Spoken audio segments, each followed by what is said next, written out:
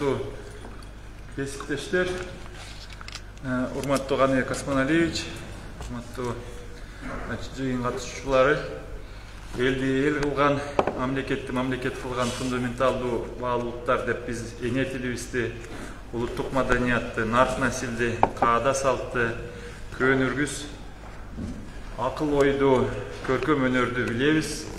Кыргыз тили мамлекеттик тил катары макамга ээ болушу эркин мамлекетти куруунун, эгемендүүлүктүн эң алгачкы кадамы жана зарыл шарты болгон. 1989 жылы 23 сентябрда Кыргыз Советтик Социалисттик Республикасынын жогорку совети Кыргыз СССРинин аракеттеги ошол кезде конституциясына өзгөртүүлөрдү жана толуктоолорду киргизүү тууралуу чечим кабыл алганын сиздер жакшы билесиздер. Ага ылайык конституциянын 71-чи беренесине абдан олуттуу жобо камтылган. Анда мындай деп айтылган: кыргыз тили Кыргыз Советтик Социалисттик Республикасынын мамлекеттик тили болуп саналат. Кыргыз ССР мамлекеттик тилдин ар тараптан өнүгүшүн, анын республиканын мамлекеттик, коомдук жана маданий турмушунун бардык чөйрөлөрүндө колдонулушун камсыз кылат деп жазылган. Ошондон бери 23 сентябрь бизде ошол мамлекеттик тил күнү болуп эсептелет. Кыргыз Республикасынын азыркы конституциясына 13-чү беренеде жана Кыргыз Республикасынын мамлекеттик тили жөнүндө Кыргыз Республикасынын мыйзамына ылайык көөнөргөс маданий дөөлөттөр жаралган кыргыз тили Кыргыз Республикасынын мамлекеттик тили болуп саналат. Ошондуктан 23 сентябрда туура мына 33 жыл мурун кабыл алынышы өз учурунда кыргыз тилинин кадыр баркын көтөрүүдө маанилүү роль ойноду жана белгилүү өлчөмдө анын милдеттери кеңейди. Үстүбүздөгү жылы мамлекеттик тилдин статусунун мыйзамдуу аныкталгандыгына 33 жыл толуп жаткандыгына байланыштуу бул датаны мамлекеттик деңгээлде өткөрүү менен бирге мамлекеттик тилди толук жана кеңири колдонууну камсыз кылуу үчүн натыйжалуу тил саясатын куруу, мамлекеттик тилди мындан ары өнүктүрүү, өркүндөтүү иш-чараларды ишке ашыруу учурдун талабы болууда. Мамлекеттик тилдин 33 жылдыгына карата мамлекеттик тилдин 1 айлыгы боюнча республиканын аймагында ар бир тармакта иш-чаралар планы иштелип чыгып, ар кандай форматтагы маданий, илимий, интеллектуалдык жана башка иш-чаралар өткөрүлөт. Мамлекеттик тил мыйзамынын кабыл алынышы боюнча илимий конференция, мамлекеттик тилди даңазалоо максатында жаштар арасында теледебат, ток-шоу, флешмоб жана жаш акын жазуучулар арасында кыргыз тилин даңазалаган сынак, чет жердеги мекендештер арасында флешмоб жана башка иш-чаралар өтүшү зарыл. Ал эми республиканын бардык билим берүү мекемелеринде маалыматтык саат, дил баян, көркөм окуу, видео сабак, жолугушуу жана башка иш-чаралар өткөрүлүүсү кажет. 1 айлыктын негизги максаты жана милдеттери бул иш-чаранын кабыл алгандыгын 33 жылдыгына карата иш-чараларды өткөрүү жана даярдоо, милдети мамлекеттик тилди мындан ары өнүктүрүүнүн артыкчылыктуу багыттарын аныктоо, мамлекеттик тилди өнүктүрүү жана анын колдонуу чөйрөсүн кеңейтүү маселелерин чечүү иш планда каралган иштердин негизинде жүзөгө ашырылууга тийиш. Мына биз азыр Каныбек Осмоналиевич бизге азыр ошол иш планынын долбоорун көрсөтүп берет. Анан биз чогуу ушуну талкуулап, кандайдыр бир толуктоо сунуштар болсоңуздар бардыгыбыз азыр мүмкүнчүлүк болот. Ушуну жакшы талкуулап, таразалап, жакшы чогуу иштеп чыгабыз деген ойдомун. Анан албетте бул иш-чарада уюштуруу мүмкүнчүлүктөр эске алынып, билим берүү мекемелеринде мамлекеттик тилди эл аралык стандартка ылайык деңгээлдик системада окутууну камсыз кылуу. Бул боюнча дагы биз билебиз, акыркы канча жылдан бери биз мына аксап келатабыз. Башка тилдерди бир заматта эле үйрөнүп калабыз, же болбосо четтен келген бизде волонтерлор болобу, дагы бирөөлөр келип эле 1-2 айда эле сүйлөп кетет. Арабызда жүргөн эми биздин бир тууган ашчылыктарды айтпай эле коелук, өзүбүздүн балдарыбыз азыр такалып мына белгилүү биздин канча жазуучу академиктердин балдары, неберелери, мурун бизде ушул канча депутат жазуучуларыбыз бизде даже мындай тил уккан учурлар болгон, жеке мен деле. Анан эле карасаң, балдары менен, неберелери менен анан орусча эркелетип, орусча сүйлөп калып анан ошол өзүбүздүн жазуучуларыбыз, өзүбүздүн эле тилчилерибиз азыр арабызда бар. Алдайларды сиздер деле көрүп жүрөсүздөр. Мамлекеттик тилди улуттук баалуулук катары аздектөөгө, тарбиялоо, мамлекеттик тилдин ролун пропагандалоого багытталган ар кандай маданий, илмий, интеллектуалдык иш-чараларды ишке ашыруу, кыргыз элинин руханий мурасы болгон фольклордук өнөр аркылуу мамлекеттик тилдин даражасын арттыруу. Бул боюнча дагы биз мурас деп да келатабыз, бирок кандай Космонович болуп, канча биздин дагы мына Абдылжан Ахматалиевич келдиби? Осмон Асанкович, сиз академиядан катышасыз. Сиз турасыз. Вице-президент. Көрө албай дагы. Анан ошондой эле эми мурас эле катары эмес, азыркы контент, мына заманбап биздин азыркы илим булагы, маданият булагы, керек болсо жанагы эле поп культура, ошондой биздин жаштар ошол мурунку ата, чоң атанын же айылдын тили эмес, мына азыр биз колдонучу, анан ошол өзү бай, өзү жаңы сөздөргө, жаңы түшүнүктөргө, керек болсо прогрессивдүү билимдерди, маданияттын дагы булагы болуш керек. Ошону дагы биз албетте ар жагынан ошону биз ишке ашырышыбыз милдет. Мамлекеттик жана муниципалдык кызматкерлер жана тейлөө кызматкерлери арасында иш-чаралар уюштурууну бардык тармактарда мамлекеттик тилде тейлөөнүн сапаты жогорулашы керек. Ал дагы өзүнчө сөз. Сиз аракет кылып атасыз. Мамлекеттик тилди колдонуу чөйрөсүн кеңейтүү. Урматтуу кесиптештер, жогоруда белгиленгендей, мамлекеттик тил өлкөбүздүн эң негизги байлыктарынын бири, мамлекеттүүлүгүбүздүн өзөгү, шарты жана максаты десек да болот. Анткени өзүбүздүн мамлекетибизде өзүбүз ушунчалык бактылуу эл экенибизди, ошол өзүбүздүн бактыбызды кадырлай албай, баалай албай, анан мамлекеттик тил болбосо мамлекетибиздин деле эртең бүрсүгүнү кереги деле жок болуп калат. Анткени биз өзүбүз мына көрүп атабыз, бир канча өрөөндөрдө бир канча мамлекеттин ошол жерде керек болсо өздөрүнүн тилин бизден дагы жакшыраак эстеп өркүндөтүп, канча деген маданий чыгармалар чыгып атат, канча деген маалымат булактары, телеканалдары биздин өзүбүздүн эгемендүүлүгүбүздү пайдалана албай, азыркы учурда мына мурунку Советтер Союзу менен салыштырмалуу деле керек болсо биздин мына комшу улуу Кытай эл республикасында биздин ошол жерде бир канча 100 000 туугандарыбыз жашайт. Алардын маданиятын, аларда канча деген китеп басылып атканын көрүп, анан биз өзүбүздүн албетте ичибиз да күйөт, уят да биз өзүбүзгө, ушул өзүбүздүн мамлекеттүүлүгүбүздү эмне кереги бар деген суроо эртеби кечпи өзүбүздүн тилибиз бул не только байлыгыбыз, бул өзүбүздүн мамлекеттүүлүгүбүздүн дагы себеби, дагы фундаменти. Ошондуктан көп учурда тилибизге кайдыгер мамиле жасалып, тиешелүү көңүл бурулбай келе жаткандыгын ачык айтуубуз керек. Ачык, бул ачуу чындык. Эми бир канча өзүбүздүн арабызда жашаган биздин туугандарыбыз деле бар. Башкалары сырттан да бизди биремке десек эле бирем кандай бир эме болуп кетет, бирок алар деле келип өздөрү деле көрүп атышат. Мына силерде өзүңөрдүн тилиңерде сүйлөбөйт экенсиңер, өзүңөрдүн тилиңерди өзүңөр пайдаланбайт экенсиңер деп бизди уят каргандарын баардыгыбыз эле көрүп атабыз. Мына ушуга байланыштуу Кыргыз Республикасынын президентинин жаңы бир жарлыгы долбоору иштелип чыкты. Азыркы учурда ал даяр. Уже Октябрь Эркиновичтин бөлүмү бул долбоорду азыркы учурда даярдадык. Ал жерде эми иш кагаздарын жүргүзүүнү мамлекеттик тилге өткөрүү боюнча чаралар жөнүндө деген жаңы бир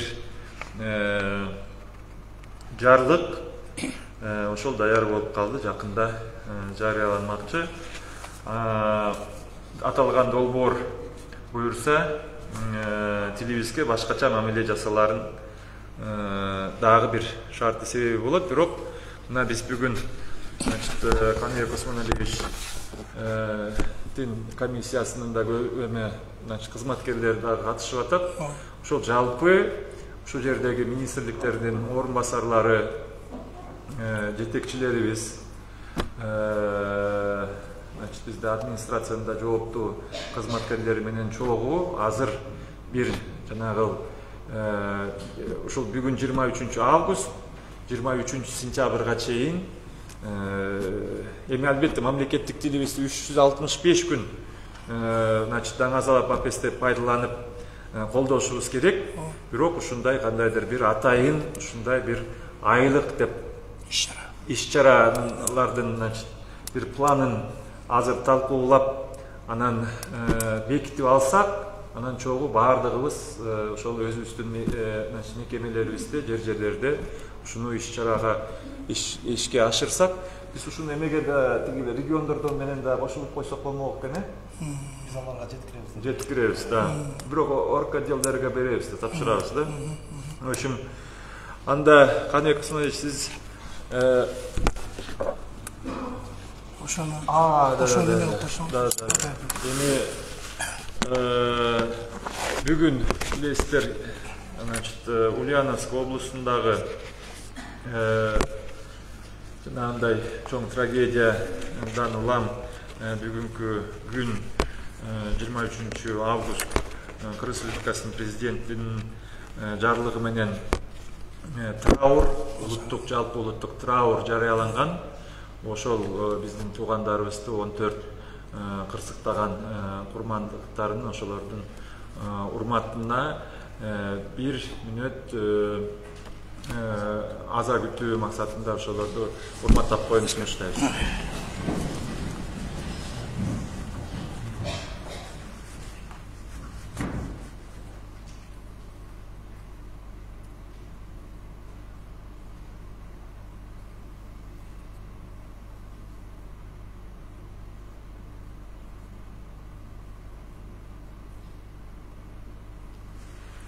Рахмат.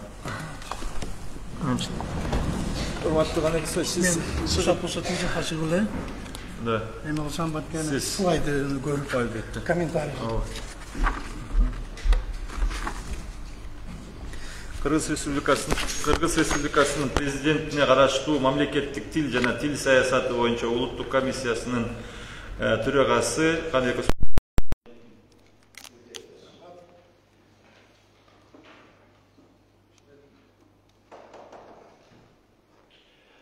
Саламатсыздарбы, урматтуу бүгүнкү жыйындын катышуучулары, аталык кесиптештер, урматтуу Жолдобаевич. Мен башында так кеселе айтып көрүшүм керек. Ошол бүгүн каралып аткан маселенин эң маанилүү жактарын 3 ай мурун мага президент ушул кызматка бекитүү учурунда эле так кесе айткан, кандай маани бере тургандыгын өзү башчы катары, Конституциянын гаранты катары анткени биздин мамлекеттик тилдин абалы, мамлекеттик тилдин элге сиңимдүүлүгү, өзүнүн функциясын толук кандуу аткаруулугу боюнча бир топ ачыгын айтышыбыз керек, бир топ аягындай мындай сөздөр болуп аткандыгы аны баарыбыз эле билебиз. Биз ошол буйрукту, ошол көрсөтмөнү жетекчиликке алуу менен дароо эле биздин министрлер кабинетинин баягы протоколдук тапшырмасын жетекчиликке алдык. Ал Эдил Жолдобаевич, өзүңүз жакшы билесиз, 30 апрелде ушу үстүбүздөгү жылда министрлер кабинетинин атайын протокол тапшырмасы болгон, баардык министрлердин катышуусу астында ага ылайык 31 августка чейин баардык иш кагаздарын мамлекеттик тилге өткөрүү боюнча ошол министрликтерге, ведомстволорго түздөн тапшырма берилген.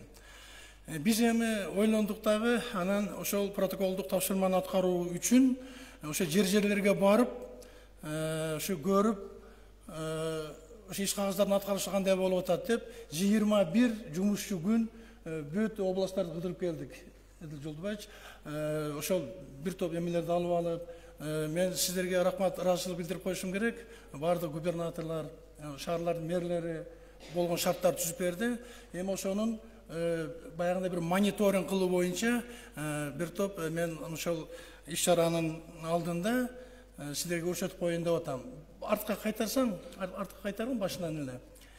Демек, моундай көрүнүш бүгүн Эдил Жолдубаевич. Министрлик жана ведомстволордун иш кагаздарынын пайыздык көрсөтүштөрү. Бул жерде бар эки көк диаграмма, бул расмий тилдеги иш кагаздардын үлүшү. Жашыл диаграмма бул мамлекеттик тилдеги иш кагаздардын үлүшү.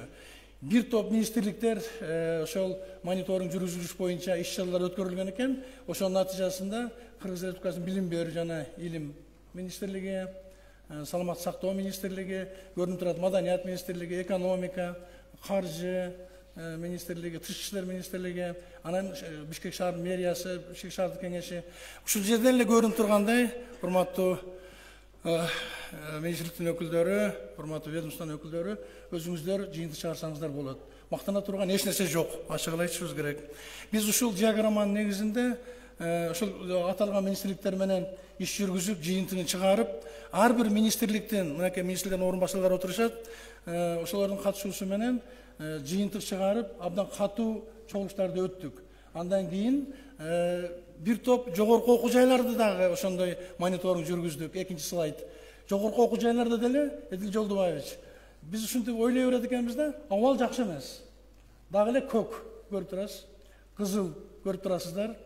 Мамлекеттик тилдин үлүшү бир гана Ош мамлекеттик университетинде 86,8% жасаса болот экени көрүнүп турат. Өзүбүздүн ардактуу Кыргыз улуттук университетиндеги абалды көрүп турасыздар. Вот ушундай абал. Демек, суроо болот, биз кимди алдап атабыз, кандай иштер жасап атабыз, өзүбүздү алдап атабыз. Азыр Эдил Жолдубаевич абдан жакшы айтты, дооматтар көп. Кийинки слайдта биз ошол мамлекеттик тил жана улуттук нарк деген президентибиздин экинчи жарлыгында кошуп ошо жайылтканча келгенбиз. 21-24-үндө Ош, Жалал Абад, Баткен областарында болдук. Элден айланып кетсе болот, чөнөкөй элден. Алар бизден абдан катуу талап кылып атышат. Ал турсун ошол обул акимиятынын офистеринин алдыларына келишип, өздөрү талап кылышып, анан катышып, бардыгы ачык эшик эмесинде өттү да, форматында өттү. Ал жерлерде көрсөткүчтөр абдан жакшы болгону менен башка маселелер бар, сабаттуулук жана башка. Эми азыр бул жерде токтолууга убакыт да жок. Кийинки слайд. Бишкек шаарында, Нарын областында, Талас областында, Чүй областында ошондой эле нерселерди уюштурдук. Кийинки слайд. Бул жерде биз эмнегени жетекчилик алдык? Албетте, Кыргыз Республикасынын конституциясы. Мен ошо конституциянын кеңешменин мүчөсү катары башыман өтүп көзүмдүн алдында элестеп эле турат. Бореки 13-чү бернеде жазылган кыргыз тили Кыргыз Республикасынын мамлекеттик тили. Мамлекеттик тилди колдонуу тартиби конституциялык мыйзам менен аныкталат деген норма, бул абдан катуу норма, именно конституциялык мыйзам менен. Азыр урматтуу катышуучулар, урматтуу президиум, ошол конституциялык мыйзам жазылып бүттү. Конституциялык мыйзамдын бир топ баягындай нюанстарын, өзгөчөлүктөрүн дагы бир тактадык. Буюрса, мына ол экинчи сессия асылча жогорку кеңештин, анда конституциялык мыйзам жогорку кеңештин кароосуна берилет. Ошол эле талапка ылайык биз мыйзам долбоорун ошо жакында жогорку кеңешке беребиз. Кийинки слайдты берип койсоңуз. Бул жерде жарнама жөнүндө мен буга көп эле токтолбойм. Бул азыр өзгөртүүлөр киргизүүдө бир топ сунуштарды берип атабыз. Ушундай иштер азыр абдан катуу жүрүп атат. Кийинки слайдты берип кое бериңиз. Вот эми мына ошо 30 жылдыгына карата мамлекеттик тилдин бир айлыгы жөнүндө Эдил Жолдубаев, сиз мени биринчи күнү эле жума күнү эле чакырып, өзү ушундай тапшырмалар бергенсиз. Бул идея, мен ачык айтышым керек, Эдил Жолдубаевга чечелүү. Биз кубануу менен кабыл алдык. Анткени биз өзүбүз бышып ушул иш-чараны өткөрүү боюнча бир топ сөздөрдү айтып жүрдүк эле.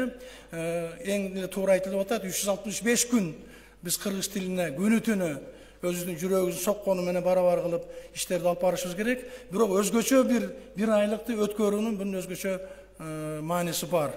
Бул эми көп жылдардан бери эле колдонулуп келген ыкма. Bunun alkağında bardığınızlarda, urmatlı katılışçılar, eme turad. İş çaranın dolboru turad. Oşanu qarab otursanızlar, kimderde qanday soru, qandaydır bir emeler bolsa, anda biz ana көрсөтүүгө, то есть жооп берүүгө даярбыз. Андан кийинки слайды берип койсоңуз, бул жерде ошон мен бир аз комментарий кылайын дедим. Сиздер өзүңүздөр кагаздарды карап отурсаңыздар, бул жерде моундай да, кээде ушу коомдук жайларда кыргыз тест биздин кызматыбыз бар. Бүгүнкү күндө Эдил Жолдубаевич азыр президенттин администрациясы абдан кызуу тапшырып аткан учуру. Мына жаныңызда отурган Капалбаев Октябрь Эркинович барып С1 деңгээлин тапшырып келди. Өткөн жумада болуш керек, же 2 жума болуп калдыбы? С1 деген бул эң жогорку деңгээл бүгүнкү күндө. Эң жогорку деңгээл профессионалдык, кесиптик деңгээлде билет экен деген сөз. Андан сырткары теге Алмазбек Насирдинович, Аскар Жолчубековичтер барып тапшырып келишти. Башка анан 2-3 күндөн бери азыр мына жерде Батма Болоталиевна отурат, Кыргыз тесттин директору. Эгерде суроо болсо берсеңиздер болот. Кулуарларда бир даярбыз. Бул жерден калып суроолорго жооп бергенге. Натыйжада моундай эмелер болуп атат да, талаптар. Калоочулар үчүн тил билүү деңгээлин аныктоого шарт түзүш үчүн уюштуруу маселеси. Ошо Кыргыз тесттин эмеси соода борборлорунда, парктарда, эл көп чогулган жерлерде, аэровокзалдарда, аэропорт немесинде атайын бөлмө бөлдүрүп, жарыя кылдырып, ошо жерден да алса болот, алдырса болот. Андай техникалык мүмкүнчүлүктөрүбүз бар. Эдил Жолдубаевич, сизди Кыргыз тестке чакырабыз, бир өзүңүз көрсөңүз, аркы жумада болобу? Менен тест тапшыруу боюнча сизден талап кыла албайм. Бирок өзүңүз көрсөңүз, анткени акыркы 10 жылда Батма Болоталиевна чынында абдан чоң эрдик кылыптыр. Октябрь Эркинович аны көрдү. Бул жерде бир эле баягы техникалык жабдуулар эмес, бул жерде тесттин мазмуну. Тесттин мазмунун биз тынымсыз өркүндөтүп туруу режимине өтүп атабыз азыр. Эми ошол С1 азыр жогорку деңгээлде болсо, мен жаңылышпасам 25-жылга чейин С2 деңгээли кетет. Мындан сырткары бир эле мамлекеттик тил боюнча тест эмес, мыйзам боюнча биз расмий тилди дагы деңгээлде карашыбыз керек. Расмий тил боюнча 3 деңгээл бар азыр. 3 деңгээл: А1, А2, Б1. Бардык муниципалдык, мамлекеттик кызматкерлер мамлекеттик тилде тест, анан кийин расмий тилде тест бериш керек. Мына жерде мен карап отуруп, өзүм баягы эмеде аудиторияда лекция окугандай болуп атам, баары профессор жагыма барат экенмин. Мен абдан кубанганым, жалаң жаш министрдин орун басарлары экен. Келечекчилердики. Ошон үчүн мен биринчи кезекте сиздерге кайрылам. Урматтуу министрлердин орун басарлары, ведомствонун башчыларынын орун басарлары. Анткени бул маселе президенттин өзүнүн катуу контролунда болуп атат. Ал киши бизди дайыма прессинг менен ушундай бир чыңалууда кармап турат күнүгө. Аларды аткаруучулар сиздерсиздер. Ошон үчүн Эдил Жолдубаевичтин мына сунушу биз үчүн бул тим эле сары майдай жагып атат. Анткени биз мындан ары ушундай бир борбордоштурулган жалпы керек болсо тоталдык прессинг кылууга даяр болуп калдык.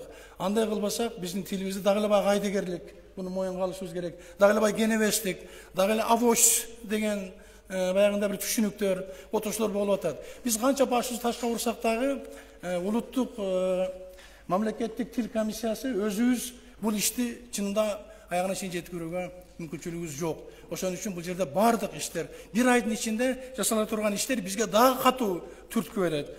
Кийинки слайдты көрсөтүңүз эле.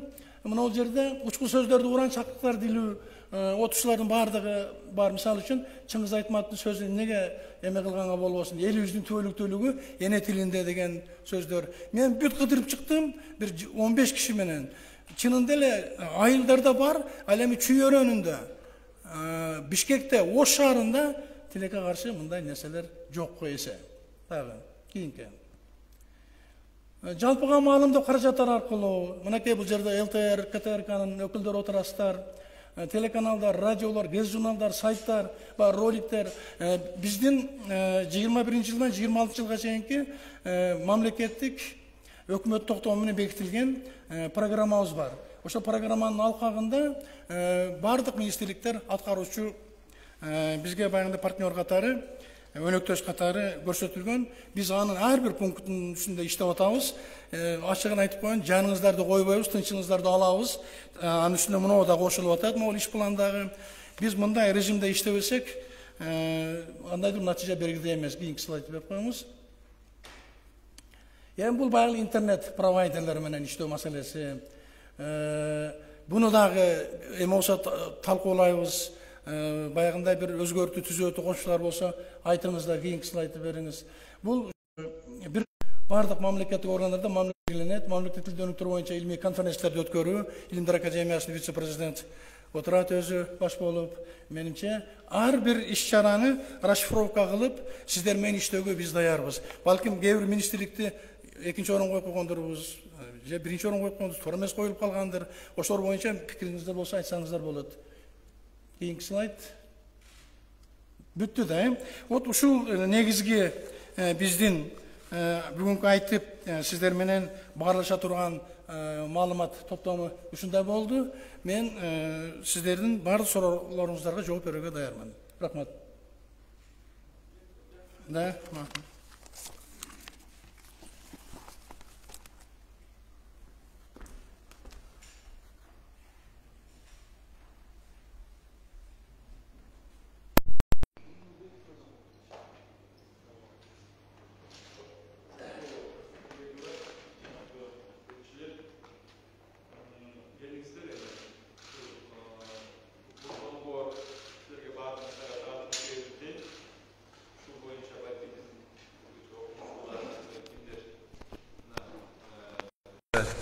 Биздин массалык маалымат каражаттарынын жетекчилери, сиздер кандайдыр бир ойлор, сунуштоо, толуктоолор болсо, же балким бул жерде кээ бир иш-чаралар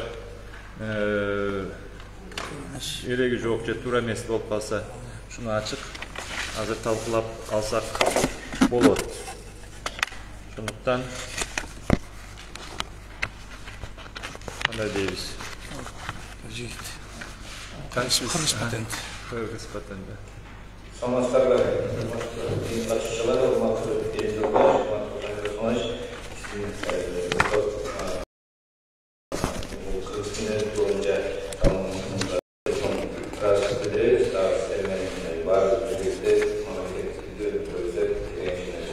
мен айтайын деген кыргыз патенттен Мойдинов, биринчи орунбасар, экинчи орунбасары 21 пункт боюнча биз ишке коюш шараларында көңүл ачуу коомдук тамакташ жайларда кыргыз музыкаларын жаңыртуу боюнча, күйлөрдү жаңыртуу боюнча бул кыргыз патенттин музыкаларына киргизиле алат. Анан бизге караштуу музыкалык мекемелер учреждениялар жоктур. Ошого байланыштуу ушуну эске алып коюшты сураганбыз. Монополия болуш керек эле.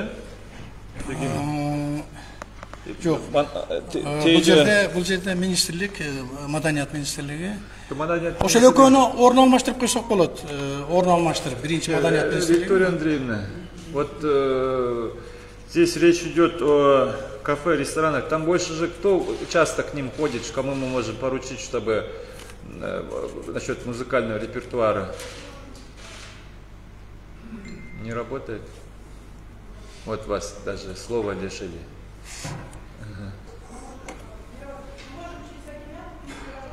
Через акимяты. Ну, значит, мэрия.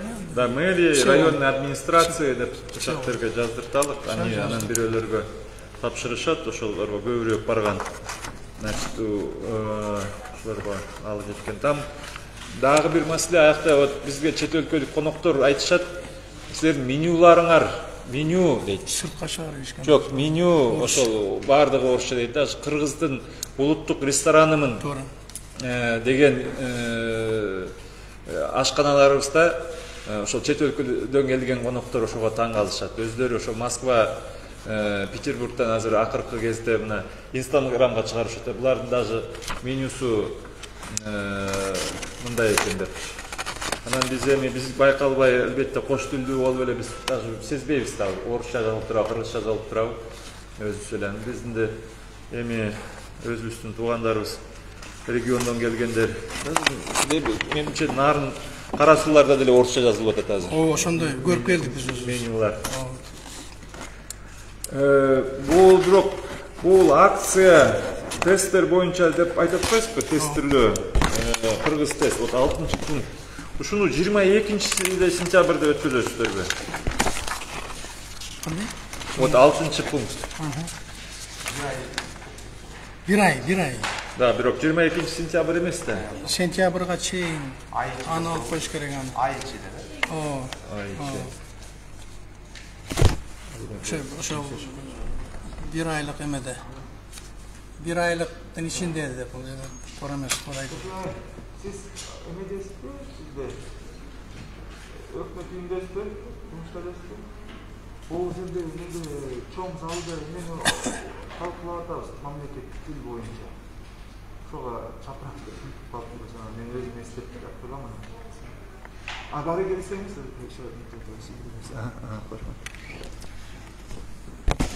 Кыргыз тесттин директору жооп берсин. Ооба, сиз. Ошол жерден сүйлөп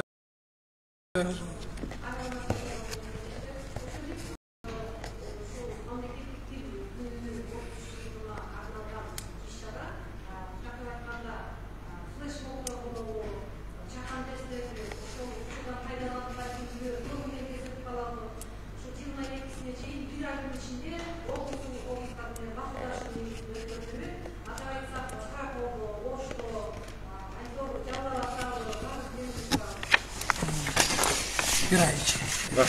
Рахмат. Ну, жанагы Канексович, биз бул биздин мына Айбек Мусаевич, сиз отурасызбы? Вот бул эмне болуп атат? Жанагы биз котормо иштерин, анан мультфильмдерди деп айтып аткан эме сөздөрүбүз.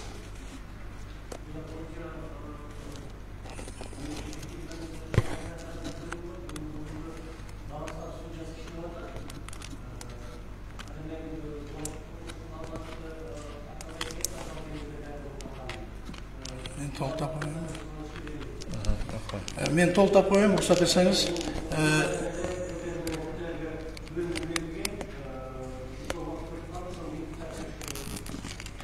Эдил Жолдобаевич, мен азыр айткандай 5 жылдык мамлекеттик программа бар. Мамлекеттик өнүктүрүү боюнча токтому менен, ошонун азыр 2-чи жылы кетип атат.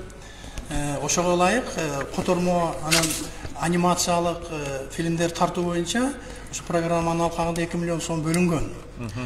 Бирок аны эсеп эми ачылып атат. Азыр бизде ошо менен абдан катуу иштеп атабыз. КТРКнын генеральный директору өзү келген бизге. Менимче ушул мына бир айлык иш чаранын алкагында бул эми абдан күчөйт. Биз күнүгө тиги отчет берип турабыз. Менимче 2 миллион сомду өздөштүрүүгө толук мүмкүнчүлүгүбүз бар. Ал ошо КТРК аркылуу кетет, анан ЛТР аркылуу кетет экөө.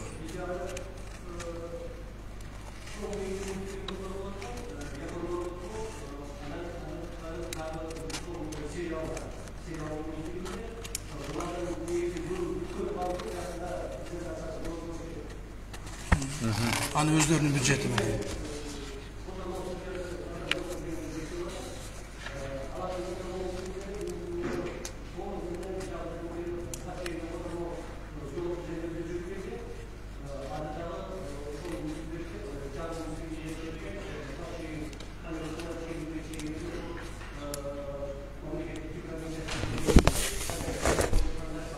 Мында Программа. рахмат, дагы бир бул жөнүндө сүйлөшүп кетебиз. Бирок мындай кылсак болобу? Эми болобу деп эйлейм. Азыр бурун коомдук телеканал болчу элеңер.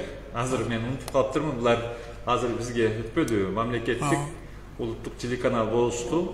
Областтардан бурун мындайраак суратчу элек, тигилер менен кеңешкиле, коомдук байкоочу кеңештер менен макулдугун алгыла деп.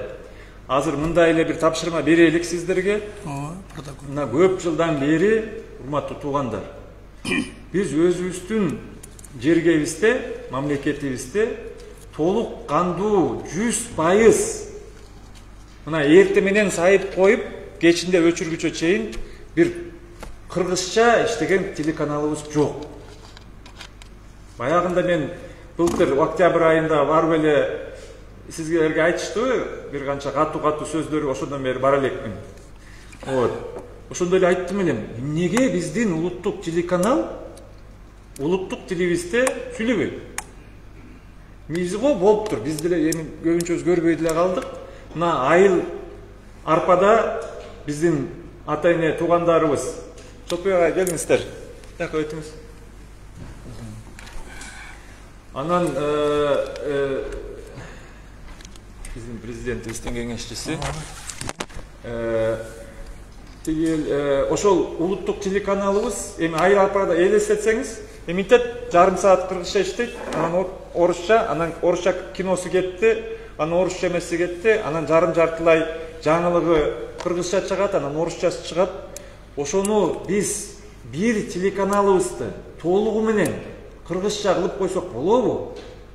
Мен ошентип айтсам, Маданият каналы деди да. Маданият каналы ошондой кыргызча дейт. Эми ошондой биз резервация. Мындай да. А бер жакта келгиле бир телеканалыбызды мен айтып атам го мына башка өлкөлөрдө мына Кытайда бар эми метпейт экен, бирөөсү уйгурча 3-4 телеканалы, бирөөсү казакча. Мына биздики эми азчылык болуп, казакча кыргызча аралаш кылып беришет башка бир каналда. Бирок ушул өзүбүздүн Кыргызстаныбызда бир толук кандуу телеканалыбыз жок. Кыргызча.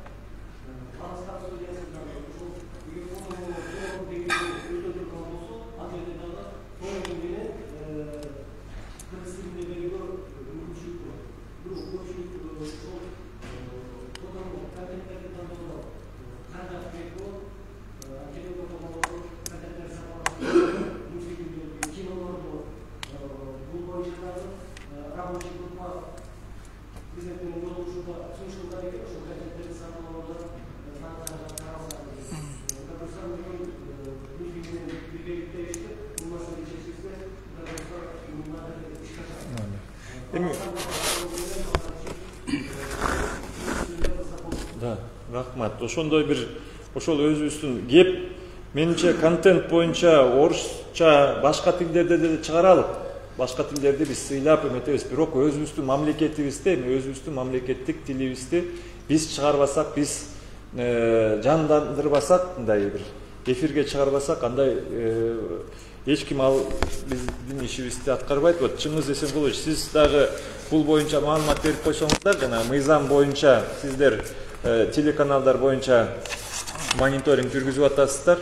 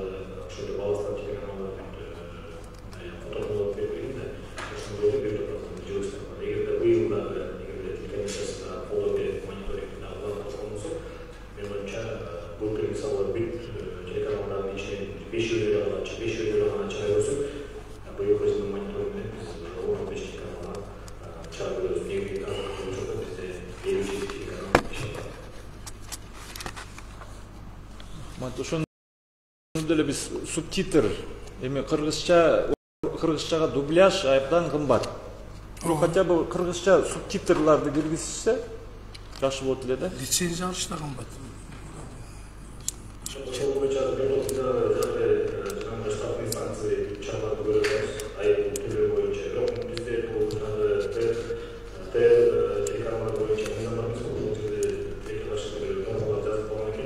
birinci Allah'ın teşekkürleri biz Allah'ın şöyle veririz, destek veririz.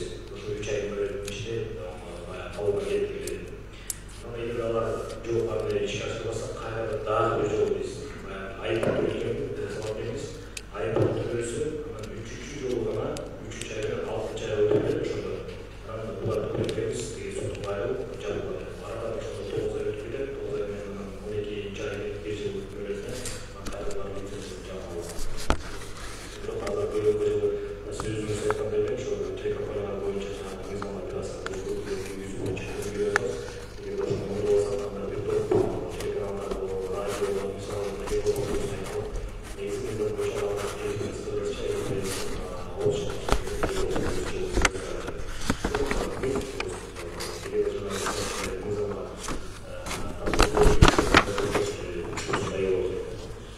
Кейбір радиолардан чыштап эле коелук, орусча болсо боло берсин. Бирок бизде кеп кыргызча кыла албай атпайбызбы? Өзүбүз мамлекетибиз, өзүбүз чыгара албай атпайбыз. Вот, бирок буюрса не репрессивными методами, буюрса ошол өзүбүз каражаттарды чыгарып, берип, тапшырып, керек болсо гранттарды берелик, мамлекеттик каржылоону балким эмки жылга жакшыраак значит, давайте киргизебиз эмеге бюджеттерибизге жакшыраак ошолорду киргизип өзүбүз чыгара албай атпайбызбы контенттерди.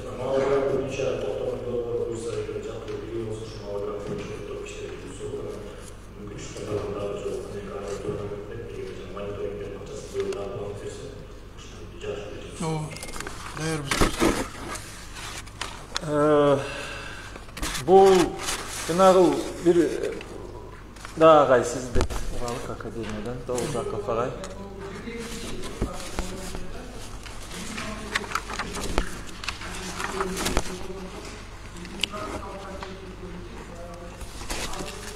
Канчанчыды? 22. 22.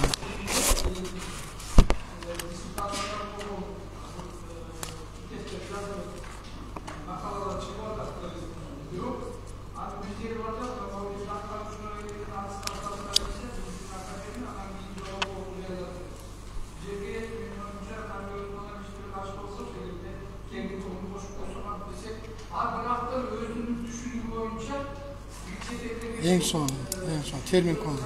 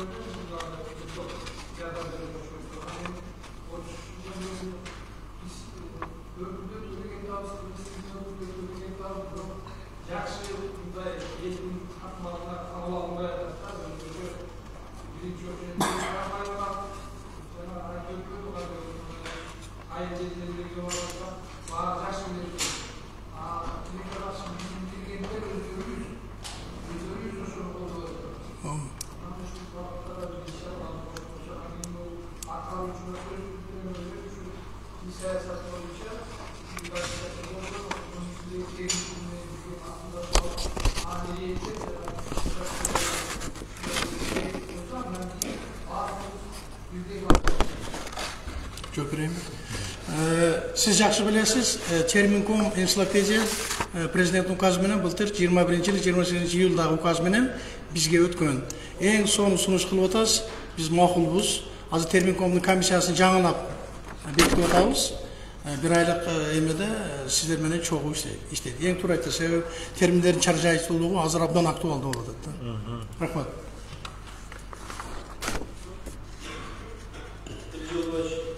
Қаржы министрінің орынбасары Қалимдеров ағайындардан жақшылық бағасы беріп кетті. Біз қандай көзқарас жүргізіп кеткен мониторингтен кейін біз тура кемшіліктерді көрдік. Жалпы территорияларда болса, ведомстволардағы мекемелерге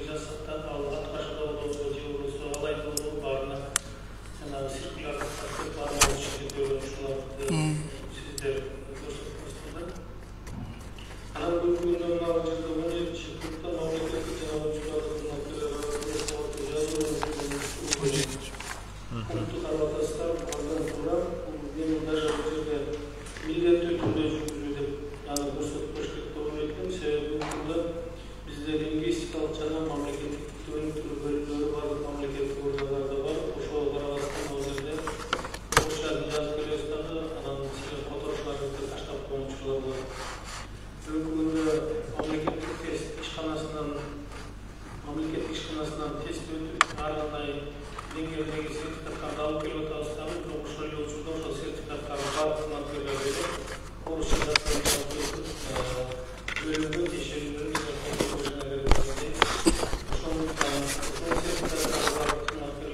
эмгек өндүрүмдүүлүгү жогору болгондуктан, сабаттуулугу жеткендиктен алар сөзсүз түрдө кыргыз тилинде, эне тилинде билишет. Анан акциялык түрдө дагы эки тилде документти даярдалат деген деңгээл болуш керек. Анан биз азыркы учурда тил саясаты, тил өтүрүү, маданият тармагынан жана билим берүү тармагынан келиш керек деп басып жасап келсек, бүгүнкү күндө биз азыр көрүп атабыз, мамлекеттик кызмат тарабынан, бюджеттик организациялар, мекемелер тарабынан жүргүзүлүш керек. Эгерде биз мамлекеттик кызматкерлер үлгү көрсөтө алсак, анда мектептегилер деле, университеттегилер деле жок, кыргызча анча да кажети жок дегенге келдик да. Жыйынтыгында жетекчи болуш үчүн, үлгү адам болуш үчүн, колдонуу адам болуш үчүн кыргызча билбей деле койсоң да жетекчи болуп кетесиң деген коомдо ошол ой пайдаланылган. Тескерисинче кыргызча акцентмен сүйлөсөң жакшы сөзөт дегендейчи.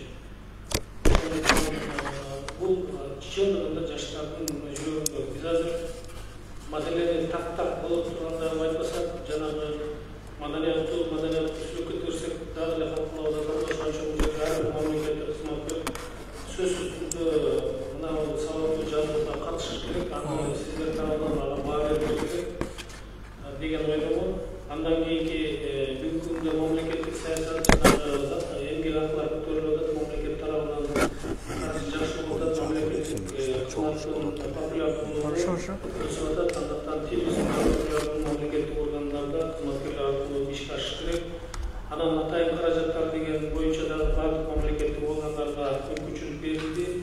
Сыйакы төлөп берүү ушул атайын каражаттар эсебинен дагы берилген учурлар бар. Ошондуктан биринчи күндөн эгерде сертификаты бар болуп, ошол кыргыз мамлекеттик тилибизде иш аракетти жасалса, ошол сыйакы берилүүдө, эгерде андай иш аракеттерди жасабай аткан болсо, кандайдыр бир деңгээлде ал сыйак алууга же болбосо пайыздык өлчөмдө укугу жок экенин көрсөтүш керек.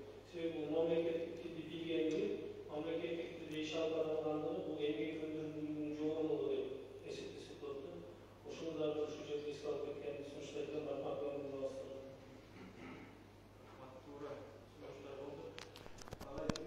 Biz bu metodologiya, окутуу методология боюнча бир жыйын өткөзөлүк деп едик белек. Ошол биякта жок, бирок өткөзөбүз. Өткөзөбүз. Аны айткансыз, азыр биз даярдап атабыз аны. Бул абдан маанилүү маселе. Урматтуу министрдин орун басарына кичинекей справка. Ошол сабаттуу жазуу боюнча бул эми диктант жат жазуу. Президенттин өзүнүн жекече талабы болгон 14-июлда. Ошон үчүн биз азыр бир министрликтен баштадык. Эмгек министрлигинен баштадык. 50-60га жакын киши диктант жазды. Көпчүлүгү эмеде болгондугуна байланыштуу өргүдө. 1-сентябрдан бул абдан күчөйт. Мен буну ачык эле айтып коюшум керек. Анткени бул абдан катуу көзөмөлдө турат президент тарабынан.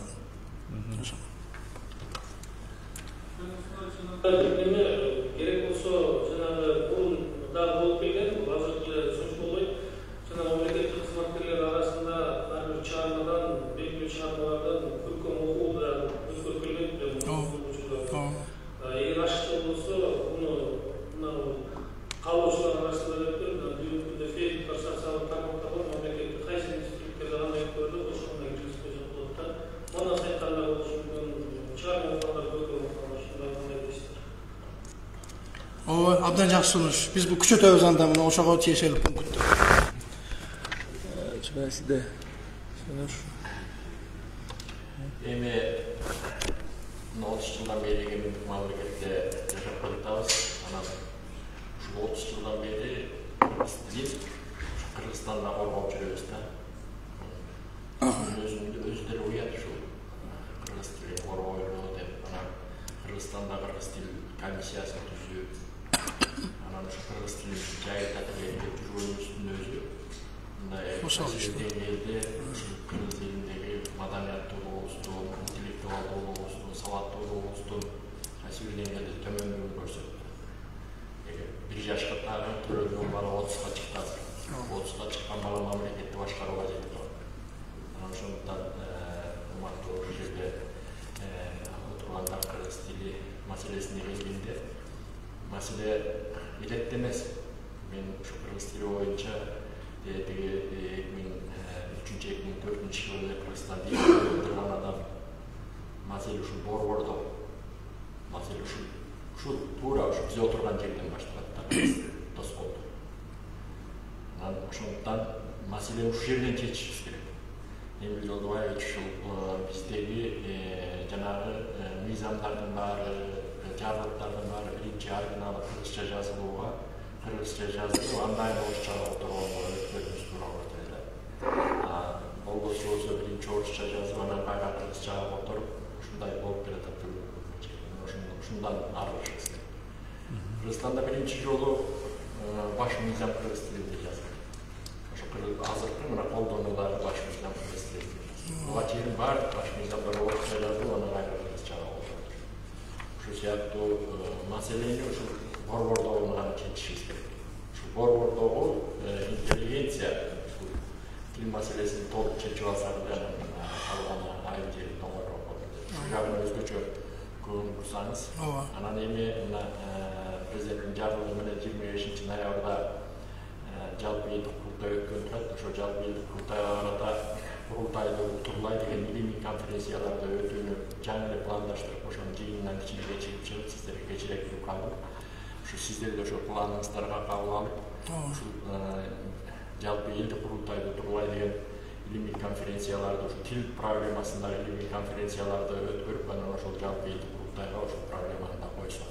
Ошондон ары мынакей мындай болуп тилибизди, маданиятыбыздын, салт-дәстүрүбүздүн үйлөстүрөлү деген. Ушул жагын сиздерден өтүнүп кетмекчимин. Рахмат. Жолдубаевич, эгер уруксат берсеңиз, ушу иш-чарага дароо эле киргизип койсок туура болот. Эң туурасын айттыңыз. Рахмат. Так, урматтуу коллегалар, так сиз айтасызбы? Саламатсыздарбы?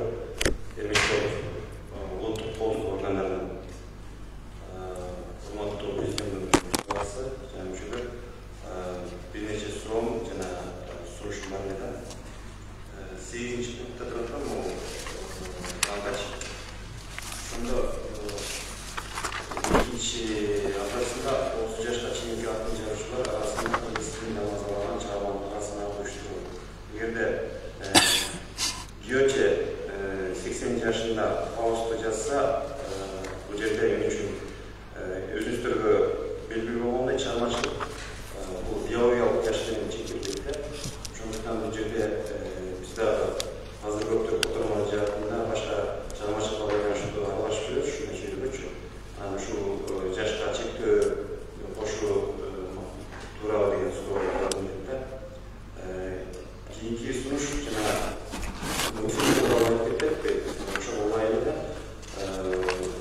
биздин тилибиз бала бакчадан турсактан башталган эле тарбияланат.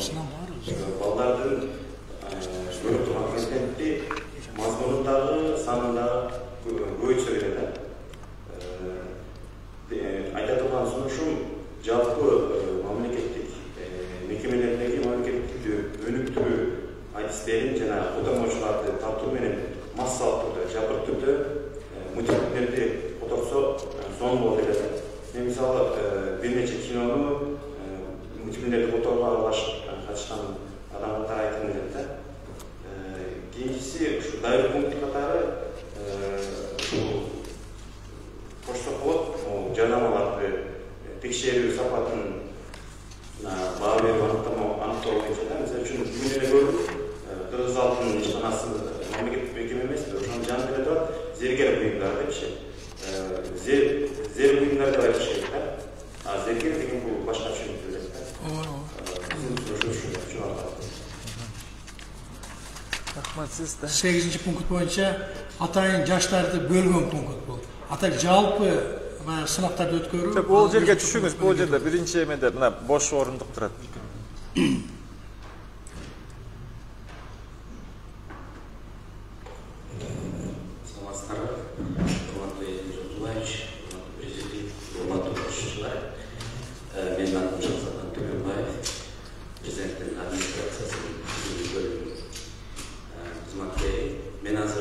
Мамлекеттик кызматкер катары эмес, катардагы жара иретинде мындай бир ой пикиримди сунуш иретинде көйгөндү айткым келип атат да.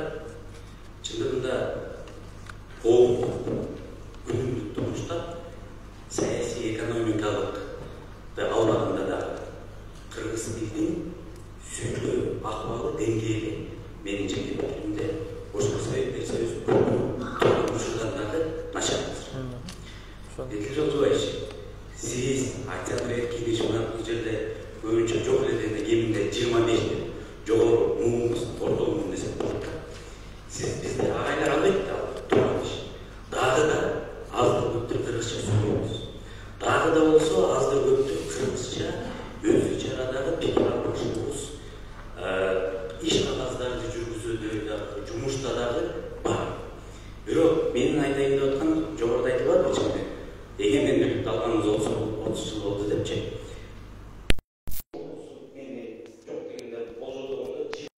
Чыкты, анан жана сүйлөп келаткан ымыркайлар ошол жаңы төрөлгөндөн сүйлөгөндөн баштап 20 жашка чейинкилер толугу менен орусча болуп калды да, басымдуу бөлүгү. Демек, бизде бар 50 жылда эл жаңы дейт. Элестетип көрөлүчү, бир нече 10 жылдыктан кийин ушул жерде кийинки муун келет. Муун алмашат. Ошолор жоопкерчиликти, мамлекетти башкара турган жоопкерчиликке келген кезде алар менин оюмча коркунучтуу албетте, бирок мындай болбой эле койсун, ушул теманы да талкуулабай коюшу мүмкүн такыр эле. Себеби алардын аң сезимде кыргыз тил жок да азырчы, такыр эле. Өкүнүчтүүсү. Демек мен ушунун жыйынтыгынан бир эле сунуш тил комиссияга, Маданият министрлигине, Билим берүү министрлигине дагы анын ичинде жана башка тиешелүү органдарга ушул албетте абдан жакшы мамлекеттик кызматкерлердин да деңгээлин көтөрүш керек, иш-чаралар өткөрүлүш керек деген жакшы. Бирок өзгөчө Каныбек Исмаилович ушул бала бакчадан баштап ошол жаш муунга жогорку окуу жайларынын студенттерине чейин өзгөчө мектеп далдарына дагы өзгөчө көңүл буруш керек го деп ойлойм да. Кыргыз тилди окутууда, өнүктүрүүдө, ошолорду кызыктырууда, алар балада, жашта. Демек аларга бир кандайдыр бир шыктандыруу үчүн сыйлык болобу, кандайдыр бир кызыктыруу багытындагы иш-чараларды ушул бул эле бир айлыкта эмес, негизи эле мындан ары дагы көбүрөөк басым жасаш керек деген жеке пикирим бар. Рахмат. Биз бир топ Алтырсын алдыдагы жогорку кеңешке киргизе турган мыйзам долбоору ушу сиз айткандарды абдан катуу камтып атат. Биринчи кадам болуп атат да. Эми буну башка маселе туура айтасыз, перманенттик түрдө алып кетүү. Бүгүн чогулуп көрүп койгон, эртеге аны унутуп калуу эмес. Мен тиги трибунадан силерге айттым, керек болсо күнү түнү бири-бирибизди контролдоп ишке ашыруу маселеси. Мен ачыгын айтып коеюн, баарыңыздар окуп атасыздар. Мисалы үчүн казак туугандар 1-сентябрдан баштап 1-класста казак тилинде гана окутуу боюнча президенттин указын жарыялап, министрлик ишин баштап атат. Эми албетте биздин мамлекет менен Казакстан мамлекетиндеги мындай бир айырмачылыктар абдан бир топ эле бар. Биз өзүбүздүн баягы өзгөчөлүккө карап, бул ишти дагы бирок абдан катуу баягындай кадамдар менен баштоого даярданып жатабыз, баштап койдук. Рахмат. Урматтуу Каныбек Исмаилович, Казакстанда мурунку президенттин тушунда 3 тилдүүлүк деген саясат кирген. Ошол алкагында кыргыз тилдүү, казак тилдүү класстарда орус тили 1-класстан үйрөтүп окуу сабактары башталат деген киргизилген. Казак тилдүү класстарда орус тили 1-класстан кирет, англис тили 3-класстан кирет деген. Ошону алар 1-класстан алып коюшту казак тилдүү класстарына. Аны мындай жакшы мындай окуп көрсөңүздөр, там мындай сенсация кылып, аны мындай деп айтып атышат. Бизде кыргыз тилдүү значит класстарда орус тили 1-класста үйрөтүлбөйт да, окутулбайт да. Окутулабы? Окутулабы. Балким ошол боюнча. Урматтуу коллегалар, биз кыргыз тили тагдыры, азыркы абалы кандай жолдор менен өнүктүрөбүз, бул боюнча өзүнчө бир күндүк иш чара өтсүн. Каныбек Усманович, мына биздин агайларыбыз менен, керек болсо мамкатчыбыз менен, министрлерибиз менен бир күн бою давайте ошол 23 сентябрда эмес, ал жерде жакшы эле гана сөздөрдү сүйлөйбүз. Ага чейин бир өзүнчө методологиясынан баштап, мындай ачуу сөздөрүбүздү, айттарыбызды мындай ошол жерде сүйлөшөбүз да. Азыр только уюштуруш план боюнча сиз сунушуңуз болсо, так. Саламатсыздарбы, башкы прокуратурадан Камалетдин Сиражидин, бөлүм башчысы. Ушул иш-чарабызга планга дагы мен айтайын деген, ал замандын талабы, Instagram, Facebook, YouTube таразы өңтүп атпайбы. Эми жаштарыбыз көбү Instagramда отурушат да. Соцтарчылардачы. Анан биз ошого азыр бизнес вебинарлар көп, бизнес семинар, вебинарлар бар, анан кийин онлайн окутуулар бар да. Мен ушул Instagramдан бир да кыргыз тилинде вебинар өткөргөн көргөн жокмун да. Ушулар бизде эксперттерибиз бар. Кыргыз тили боюнча университеттерибиз бар. Ушул айда ушунан баштасак деп иш-чара кошуп, ушул планды коштуруп, вебинар өткөрүп, мастер-класс өткөрүп кыргыз тили боюнча, окутуулар, онлайн курстарды өткөрүп, кошуп койсок кандай болот деген сунуш бар. Каныбек Усманович, сиз бул жерде сырттагы биздин мекендештер 5-пунктта атпайсызбы? Дүйнө кыргыз тилинде сүйлөйт. Мен азыр айтып коеюн, мурунку жылдары менен салыштырмалуу азыр сыртта, Европада көрүп атабыз, Японияда, Кореяда, Батышта, Америкада биздин мурун сыртка баягы орус тилдүү эле кыргыздар барчу да. Азыр болсо мына кыргызчадан түз эле англисчеге, французчага, япончага өтүп кеткен биздин балдар бар да. Ошол ушунчалык мыкты патриоттор, Каныбек Усманович. Ошолордон жөн эле флешмоб эмес, а именно ошол жанагындай бир жаңы бир ой, инновация, маданият, ошолорду кыргызча айтып берсе, мына ошону айтып атат да. Ошондой бир семинар, вебинарлар деди. Туура. Эң туура айтып атасыз, толугу менен макулмун. Мен справка ретинде айтып коеюн, кече жакында бир ай болуп калды. Биздин комиссияга Америка Кошмо Штаттарынын 2 чоң ири шаарынын өкүлдөрү келишиптир. Чикагодон, анан Филадельфиядан. Алар өздөрүнүн, биздин кыргыз жарандар өздөрүнүн демилгелери менен баягы жекшембилик сабактарды уюштура башташыптыр. Жекшембилик сабактарды уюштура башташыптыр. Глазгодон келди. Мен аларды ошо үчөөнүтөн кабыл алып, билим берүү министрлигине алып барып, мен орун басарым эртеден кечке катышып, китептерди сурап беришкен да булар. Окуу программасы, бул боюнча иштер азыр кетип бара жатат. Мен ал турсун тигил ошол окутуп аткан тиги эжекелерди үчөөнүтөн өзүмө коомдук башталышта кеңешчи кылып койдум. Алар барышып, ал жерде чогулуш өтүштүр. Азыр WhatsApp менен бардыгы менен байланышып атабыз. Чынында бул абдан маанилүү нерсе да, ошону эске алып анан ушу 5-пунктты киргизгенбиз. Урматтуу коллегалар, каршы болбосоңуздар, ушуну бир мындай негизинде ушул планды кабыл алалык, бекителик, анан кошумча айтылып аткан сунуштарды жазып алдык. Ушу буюрса, ушуну менен бүгүндөн баштап ушул бир айлык иш-чараларыбыз башталды десек болот. Мамлекеттик. Урматтуу коллегалар, экинчи пунктубуз бар. Жасалма интеллект. Кыргыз тилин табигый түрдө иштетүүчү программалык аппарат жана мамлекеттик тил программасы боюнча бизде бир презентациябыз бар. Так ошол жаңы илим, жаңы технология кыргызча чыксын деген адистерибиздин бири. Мына Улутсофт компаниясынын жетекчиси Мирбек Окенов мырза, сизге сөз. Эдил Жолдобаевич, справка үчүн айтып коеюн, бул кишилердин жасап аткан иши өкмөттүн 5 жылдык программасынын алкагында булар бизге өнөктөш катары ушул долбоорду ишке ашырып атышат да. Өкмөттүн демилгеси болгонго. Урматтуу президиум, урматтуу агайлар, эжелер, саламатсыздарбы? Атым Мирбек, Улутсофт компаниясынын жетекчиси болом. Анан ошо Каныбек Усманович айтып кеткендей, тил комиссиясы менен биргеликте акыркы 3 жылдан бери иштеп жаткан ошо тилибизди технологиянын тилине, заманыбыздын тилине заманыбыздын дегенин эртеңки күнгө да даярдай турган акыбалга алып келип ушул жакта иш чараларды алып келатабыз, жасап келатабыз. Ошолор тууралуу кыскача сиздерге маалымат бөлүшейин деген бүгүн.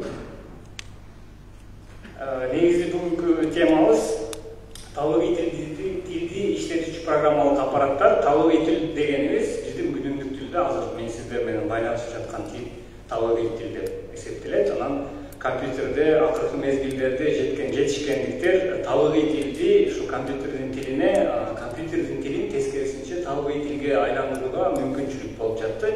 Эми азыркыга чейин бул негизинен көбүнчө философиялык чыгармаларда айтылып келген бул буюмдар кадимкидей тилде сүйлөй тургандай, баардыгы билебиз, Буратино бар эле, андан мурда Франкенштейн бар эле, бул көбүнчө фантастика болуп келген. Азыркы учурда болсо бизди чөйрөлөп турган буюмдар дагы биз түшүнгөндөй тилде сүйлөй турган деңгээлге келишти.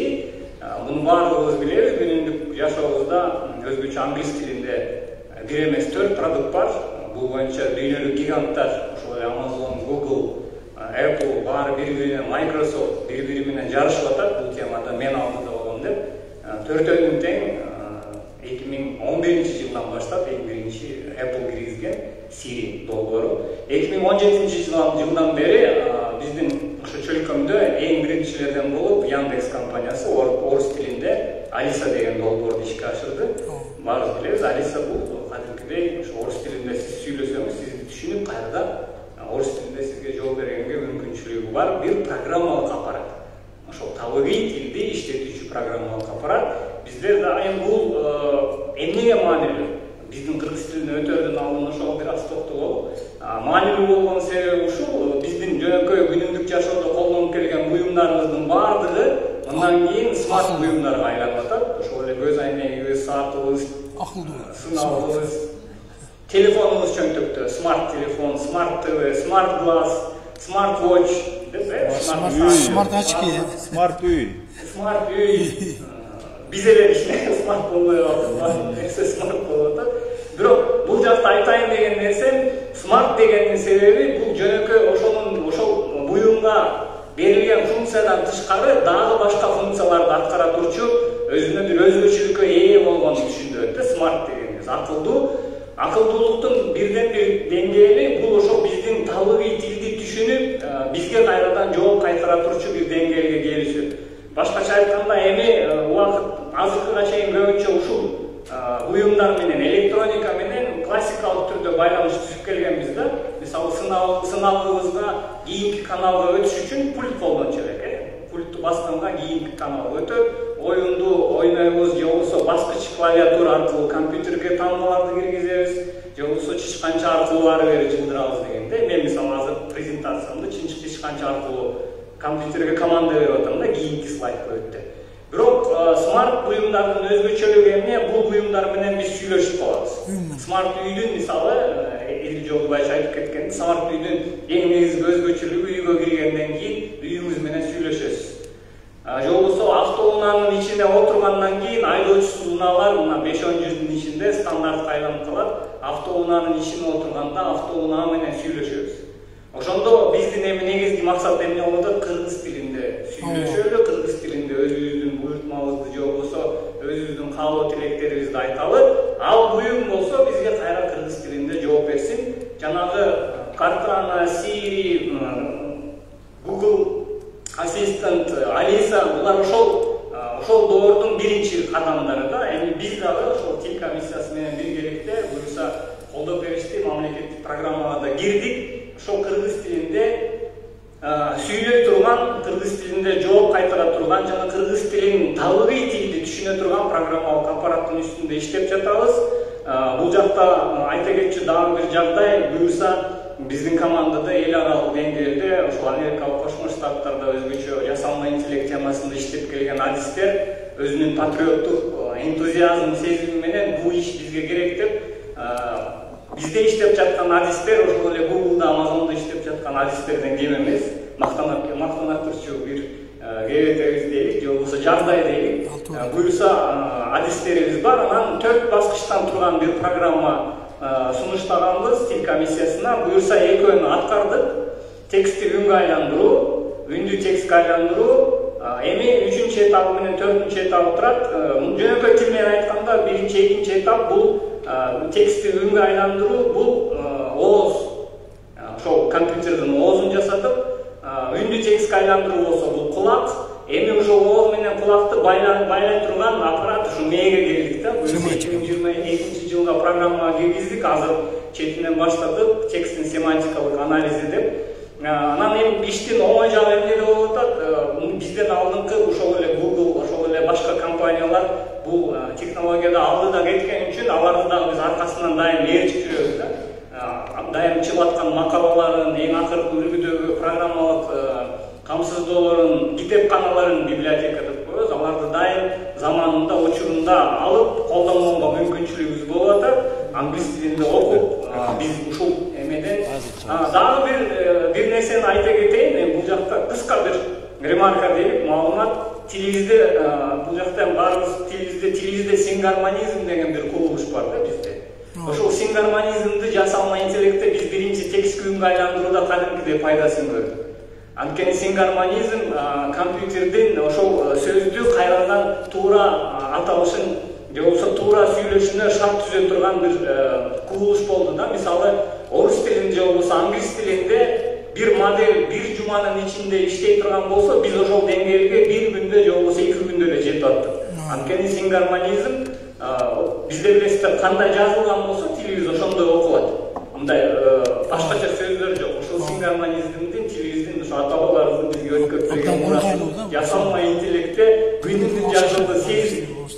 Үндү текстке айландыруу дедик, тексттин семантика анализи, мээсине келдик, кичине оор этапка келдик, бирок канчалык оор болсо ошончо биздин мотивациябыз дагы жогору болуп жатат. 2023-жылы жок дегенде, эми буюрса кичинекей баладай дагы болсо жок дегенде сүйлөй турган бир деңгээлге алып келели деп атабыз. Албетте жасалма интеллект негизинде иштеген программа бул дайым өрчүй турган, өнүгө турган бир платформа. Кадимкидей балага тил үйрөткөндөй үйрөтүп атабыз азыр. Бирок бир айырмачылык эмне? Бир баланын 20 жашка чейин үйрөнө турган тилди 2 жуманын ичинде үйрөнүүгө мүмкүнчүлүгү бар да, эгерде туура алгоритмдерди, туура модельдерди киргизген болсо. Ошондо машинанын үйрөнүү принципи дейбиз, machine learning, ошонун принцибинде ишке ашырылып жатат. Анан ушуну менен биргеликте быйыл буюрса программага киргизилген бир жагдай бар. Бул Орта Азия чөйкөмүндө агай биринчилерден болуп буюрса суперкомпьютер алып атабыз. Бул жасалма интеллекти иштетиш үчүн албетте кубаттуу компьютерлерге муктаж элек. Эми азыркы учурда биздин лаборатория деңгээлде иштеп аткан компьютерлерибиз бар. Бул эми бизге эле жетиштүү болуп атат да. Ошо модельдерибизди канчалык туура иштеп атат, канчалык биз каабагандай деңгээлге келди деп текшергенге, бирок ушул продуктубузду жалпы элдин колдонуусуна сунушташ үчүн ушундай компьютерге муктаж элек. Буюрса быйыл кандай өткөндө сүйүнчү берди, программа, финансылык программа киргизилди. Орта Азияда биринчилерден болуп буюрса ушул компьютерди алалык деп атабыз, DGX. Анан бул компьютер буюрса 20 сентябрга жетишип калсак, балким бир Канча турат экен? 15 миллион. 15 миллион сом. Негизи 170. Акча менен канча турат? 15 миллион. 170 миң доллар. Канча? 170 миң доллар турат да. Анан эми биз дагы аны 3 жыл бул жакта бир дата центрга жайгаштырышыбыз керек. Электр энергиясы бар, анын иштетүүсү бар. Ошонун баарын эсептеп келип бир 15 миллион тегерегинде бюджет чыгарганбыз. Бирок чынын айтканда биз эми Орта Азияда казак тили, өзбек тилинде мондай маселе болуп атат. Муну дагы айта кетишибиз керек. Билесиздер, Google компаниясы Орта Азиядагы өзүнүн өкүлчүлүгүн Өзбекстанда ачты, Ташкентте. Анан Google компаниясы албетте ал жакта 40 миллион калк өзүнүн жанагындай финансылык күчү менен өзбек тилин тез алдыга чыгарып кеткенге аракет кылат деп атабыз. Бирок биз дагы артта калбайлык деп биринчилерден болуп жок дегенде ушул продуктубузду чыгарып алсак жакшы болот беле деген. Эми бул жакта мындай кичинекей интеллектуалдык жарыш да болуп атат да. Биз эми ушу коңшулаш бир тууган элдердин арасында дейли, кыргыз тилин биринчилерден болуп жасалма интеллект деңгээлинде сүйлөй турган деңгээлге алып чыгып алсак, биз үчүн дагы чоң бир жетишкендик болот беле деген ой. Анан жакын арада буюрса билесиздер, Bizde көп Яндекс компаниясы өзгөчө Кыргызстанда өзүнүн продуктылары менен иштеп келатат. Ошо Яндекс компаниясы менен да байланышып, биздин ушул продуктыларын өздөрүнө бекер сунуштасат да, мисалы. Бекер сунуштабагыла.